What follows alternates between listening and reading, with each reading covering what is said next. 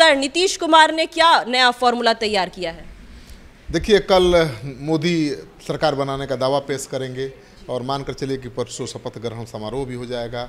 लेकिन इस वीडियो में हम चर्चा करेंगे केवल कि जेडीयू से कौन कौन मंत्री बन सकते हैं, क्योंकि जेडीयू के नेता नीतीश कुमार किंग मेकर बनकर उभरे हैं और उनकी मांग तो बड़ी होगी, पहले वाली बात तो है नहीं।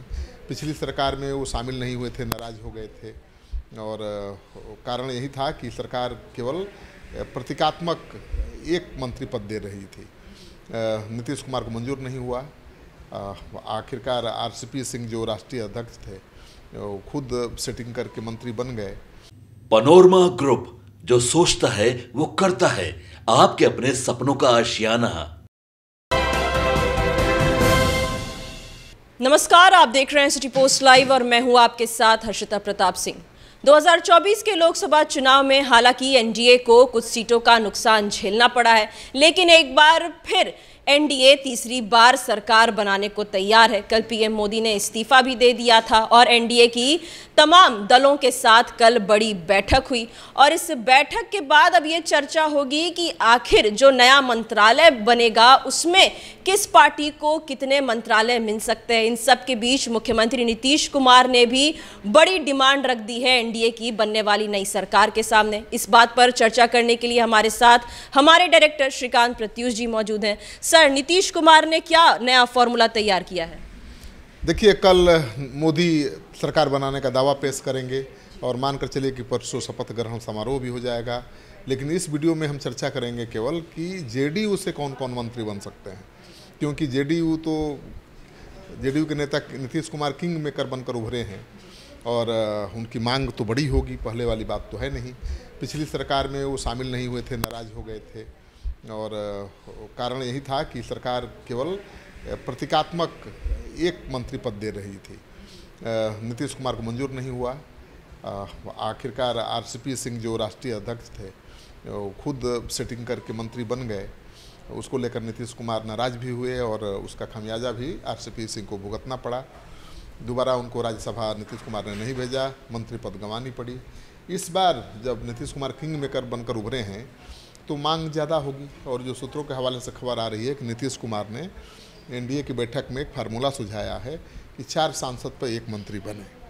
तो मानकर चलिए कि जेडीयू के 12 सांसद हैं तो 3 सांसद तो मंत्री बनेंगे ही और 2 राज्य मंत्री की मांग नीतीश कुमार कर सकते हैं, लेकिन कम से कम 3 मंत्री पद तो मिलेगा ही उनको।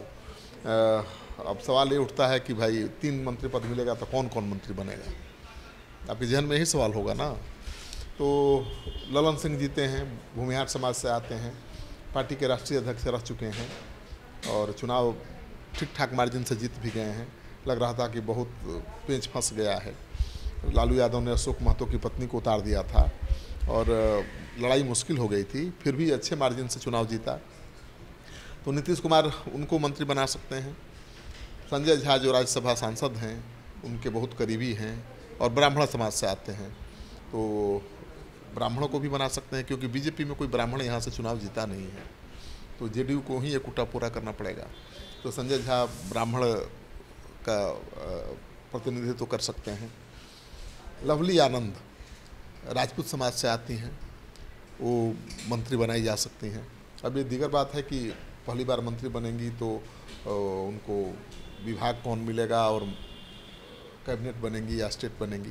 हालांकि बहुत सीनियर नेता हैं, पहले भी सांसद रह चुकी हैं, मुझे लगता है कि उनको कैबिनेट मंत्री ही बनाया जाएगा। उससे राजपूत समाज में बहुत अच्छा संदेश जाएगा। तो भूमिहार समाज से आपने सुन ही लिया कि ललन सिंह ही एक दावेदार हैं, राजपूत समाज से लवली आनंद हैं और अति पिछड़ा या दलित से भी अब देखना होगा। तो अति पिछड़ा से मुझे लगता है कि रामनाथ ठाकुर जो पार्टी के नेता हैं, राज्यसभा सांसद हैं, वो मंत्री बन सकते हैं।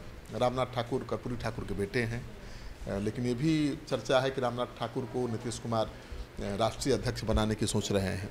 तो राष्ट्रीय अध्यक्ष बनेंगे तब तो मंत्री नहीं बनेंगे, अगर राष्ट्रीय अध्यक्ष नहीं बनेंगे तो मंत्री बन सकते हैं। कर्पूरी ठाकुर के बेटे हैं और कर्पूरी ठाकुर अब कितने प्रासंगिक हो गए हैं आज की राजनीति में, आपको पता ही है, और अच्छे आदमी हैं, नेक आदमी, तो मंत्री बन सकते हैं। और दलित से जहाँ तक बात है, मुझे लगता है कि दलित कोटे से डॉक्टर आलोक कुमार जो गोपालगंज से चुनाव लड़े हैं, जीते हैं और लगातार चुनाव जीतते रहे हैं, तो उनको मंत्री बनाया जा सकता है। तो मुझे लगता है कि यही 3-4 लोग हैं जो मंत्री बन सकते हैं। डॉक्टर आलोक कुमार को हो सकता है कि स्टेट मिनिस्टर का मिल जाए दर्जा, लवली आनंद को कैबिनेट भी मिल सकता है, सीनियर है तो। कैबिनेट में कौन कौन से मंत्रालय मिल सकते हैं जेडीयू को? अब देखिए, जेडीयू की मांग तो है, जो सूत्र बता रहे हैं कि रेल मंत्रालय मांग रहे हैं नीतीश कुमार, कृषि विभाग मांग रहे हैं, तो कृषि मंत्री भी हो रहे हैं, रेल मंत्री भी रहे हैं। दोनों महत्वपूर्ण विभाग हैं और जन सरोकार से जुड़े हुए हैं। तो सवाल ये उठता है कि रेल तो पहले भी बिहार को मिलता रहा है और इस बार भी नीतीश कुमार को तो नाराज़ करेंगे नहीं मोदी। मुझे लगता है कि उनको रेल मिल सकता है, कृषि विभाग में मिल सकता है, क्योंकि कृषि विभाग तो बहुत दिनों तक तो बिहार के नेता राधा मोहन सिंह के पास ही था, वही कृषि मंत्री थे। तो मुझे लगता है कि नीतीश कुमार को कृषि मिल सकता है, रेल मिल सकता है, और 2 विभाग कौन मिलेंगे अनुमान लगाना बड़ा मुश्किल है, क्योंकि सब विभाग मन माफिक नहीं मिलेंगे। रेल भी मिल गया तो उसके बाद मोदी की प्राथमिकता होगी कि वो कौन सा विभाग देते हैं। विभाग को लेकर रेल के अलावा मुझे नहीं लगता है किसी खास विभाग पर जीत होगी।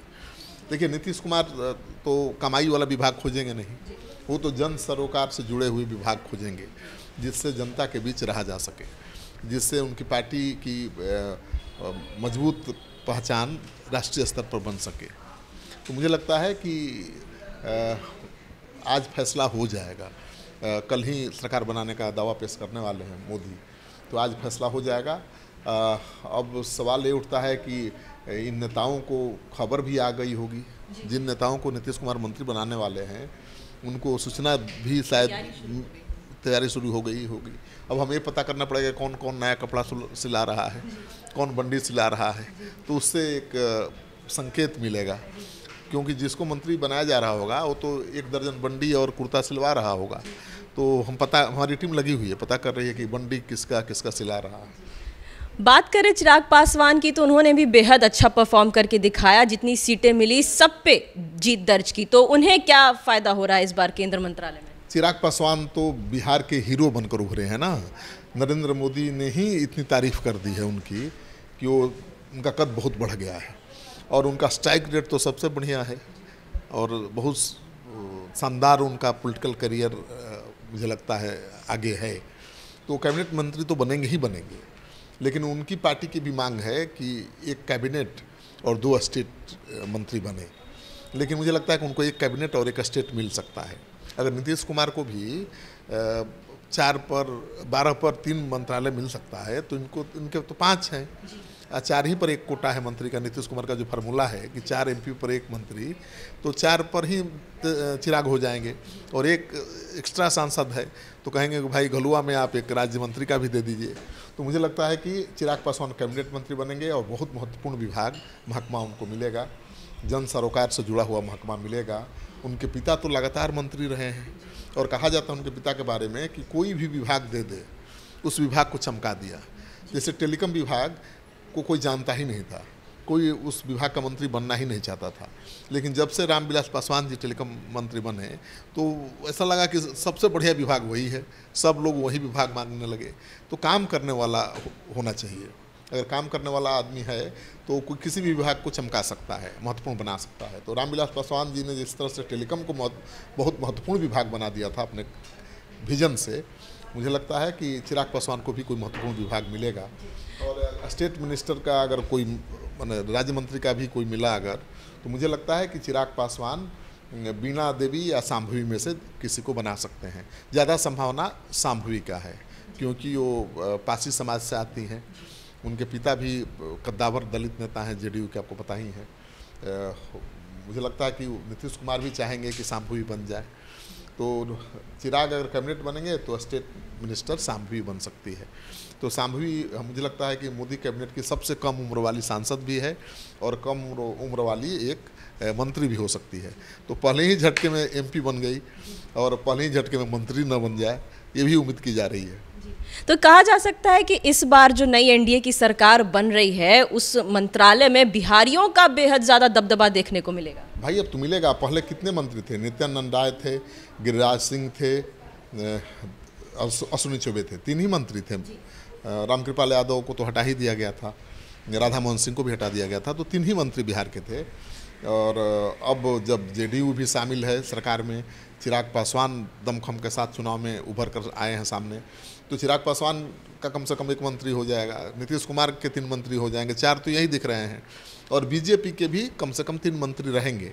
अब कौन मंत्री होगा ये कह पाना बड़ा मुश्किल है। बीजेपी भी जातीय समीकरण का ध्यान रखेगी, या तो गिरिराज सिंह को भूमिहार समाज से फिर रिपीट कर सकती है, या फिर उनकी जगह पर नवादा से चुनाव जीते हैं विवेक ठाकुर, डॉक्टर सीपी ठाकुर के बेटे, उनको मौका मिल सकता है, क्योंकि वो तो बड़े नेता के बेटे हैं, डॉक्टर सीपी ठाकुर के बेटे हैं, और उनके लिए चिराग पासवान से बीजेपी ने ये सीट ली थी नवादा की, और वो जीते भी हैं। वहाँ भी बहुत कांटे की लड़ाई थी, लालू यादव ने प्रयोग किया था, तेजस्वी यादव ने कुशवाहा को उम्मीदवार बना दिया था, और आरजेडी के एक नेता ने, विनोद कुमार ने, यादव ने बगावत कर दिया था, तो उनकी सीट बच गई, जीत गए हैं, तो उनको भी मंत्री बनाया जा सकता है। तो भूमिहार समाज से कोई एक मंत्री बनेगा। अब सवाल ये उठता है कि नित्यानंद राय फिर से रिपीट करेंगे या नहीं, क्योंकि यादव में तो कोई दूसरा कोई दमदार उम्मीदवार दिख नहीं रहा है, तो वो रिपीट कर सकते हैं।